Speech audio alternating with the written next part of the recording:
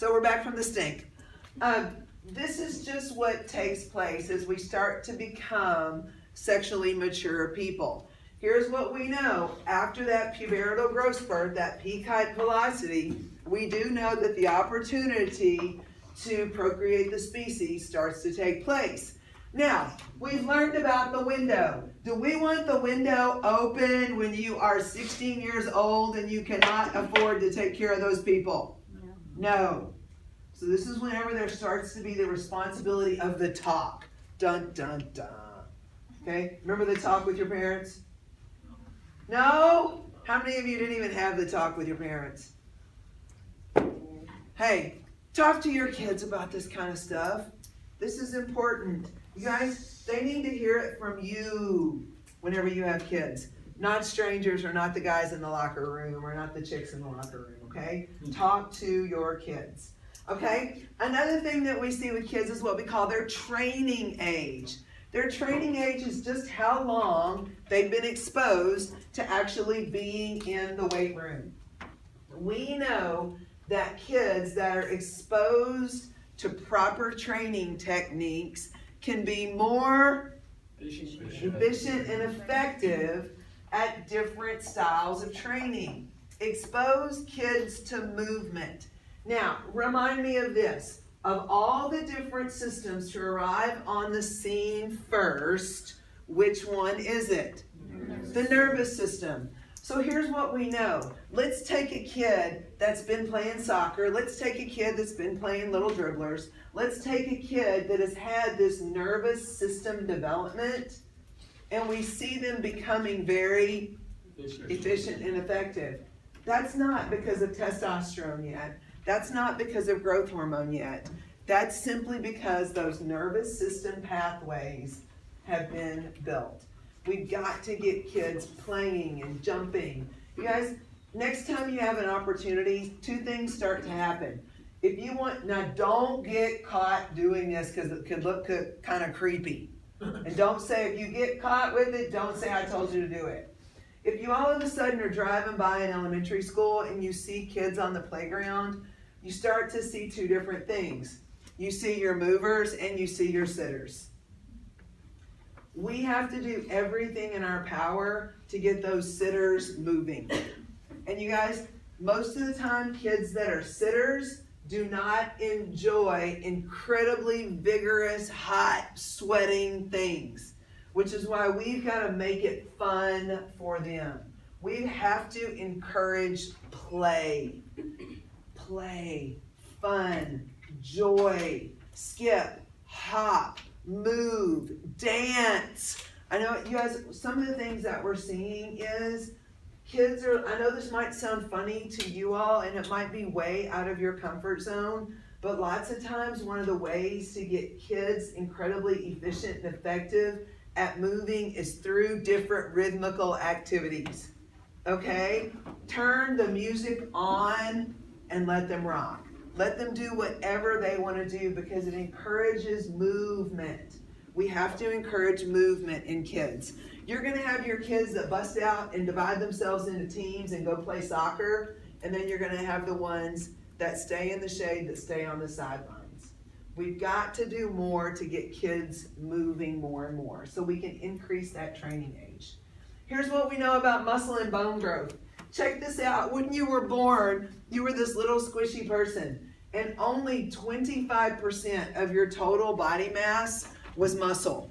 Y'all ever seen little fat kids, little baby fat kids? All of a sudden they got those little rolls on their legs and all that. It's so cute.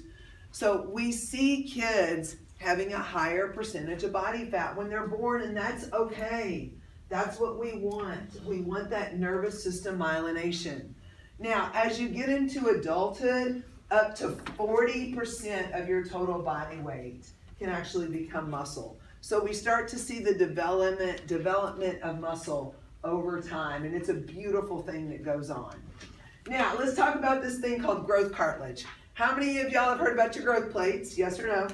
Okay, let me tell you something cool. I told you we just had the opportunity to have Carter's hand and wrist x-rayed. And one of the reasons that they really pushed for us to get it x-rayed was to ensure that there wasn't any damage in the in the growth plate or the growth cartilage. Now, of course, being the non-sympathetic mom that I am, I told you to suck it up and you'll be fine. But Dr. Simpson and Miss Nelson said, now, hey, listen, where he's complaining about pain, that's right there where there could be some growth cartilage stuff. And so whenever they took that x-ray of Carter's hand, I was actually able to see that growth plate. And here's what we know. Number one, he already has hands. Y'all ever seen like puppies that have giant feet and giant hands? That's Carter right now. He has these, and I have big hands too, but his hands are giant. But here we see in his wrist, you guys think about the size of a pencil eraser, or this size. You guys, his growth plate is still open that much. That is a lot of open growth plate. So I'm glad that's not where the little crack we saw was, but we start to see that if it had been near the growth plate, and he is a right-handed pitcher, that could have really started to mess things up as he continued to grow. But check this out. This is the box on page 138. We actually see that growth plate is located along the epithelial plate, the joint surface, and the apophyseal insertion. If we damage the growth plate, we can impair growth and development of the bone. This can be reduced when appropriate technique and sensible training loads come back to play. Be aware of kids. Now here's what I'll say about this, and this is the same thing with older adults. Friends, if you are not shown to be responsible, you are shown to be negligent. And I'm just telling you, if something happens, and I want you to know, accidents are going to happen. But if an accident happens and you are shown to be negligent, there is not a jury in the world that is going to side with you when it comes to you getting a kid hurt or getting an older adult hurt. Pay attention. Cover your bases. Always ensure that there has been proper health screening done on anyone you train, but especially kids and older adults. Okay? You need a complete medical history. What do you need? What do you need? This question is on your opportunity. What do you need? And then also you need a physician's release. What do you need? Physician's release. What do you need? Complete medical history and a physician's release. What do you need? A complete medical history and a physician's release. Are those the same thing? No. They are not the same thing. If you don't have those two things and something takes place, what could a jury say you were? Starts with an N. Negligent. Do not be negligent. Okay? If you look on page 139 in your book, in that left-hand column, here's where we cover the different types of body types, the somatotypes. Say, I got that, Miss McKay. I got that, Miss McKay. Nice. You've got that. All right? Now, I want you to look at this cool chart on page 141. Now, here's where we look at, and we go from infancy over to this bell curve of adolescence and early adulthood. You guys, check out that red line. Now, here's where I ask the question that you already know the answer to. Of all the different body systems that come into play to create the biggest change, which one is it? The nervous system. So here's when we see neural myelation development. What is neural myelination development? What is that outside layer of each one of those neurons called? The myelin sheath.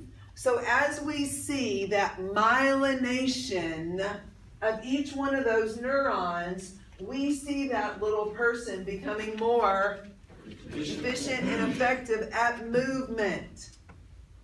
Okay? Kendall, it won't be long till there's crawling, walking, and running all over your house.